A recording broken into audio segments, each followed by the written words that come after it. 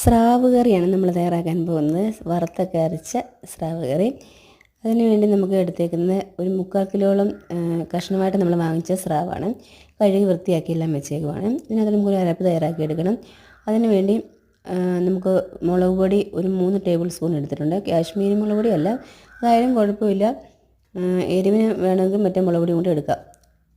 പിന്നെ ഒരു 2 ടീസ്പൂൺ മല്ലിപ്പൊടിയും 1 ടീസ്പൂൺ മഞ്ഞൾപ്പൊടിയും അതുപോലെ തന്നെ 1/2 ടീസ്പൂൺ ഉലുവയുടെ പൊടിയും കൂടി ഇട്ടിട്ട് ഡ്രൈ റോസ്റ്റ് ചെയ്ത് നമുക്ക് വെക്കണം.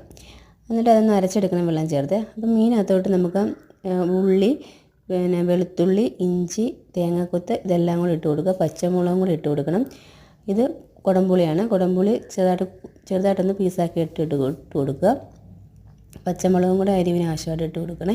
നമ്മൾ വെള്ളം ചേർത്ത് അരച്ചെടുത്തിട്ടുണ്ട്. ആ അരച്ച അരപ്പും ഇച്ചിരി വെള്ളവും കൂടെ നമുക്ക് ഇതിനകത്ത് ഇട്ട് കൊടുത്തിട്ട് ആവശ്യമായിട്ടുള്ള ഉപ്പും കൂടെ ചേർത്ത് കൊടുത്തിട്ട് നകക്കെ വെള്ളം ഒഴിച്ച് കൊടുത്ത് നമുക്കൊന്ന് വേവിച്ചെടുക്കാം.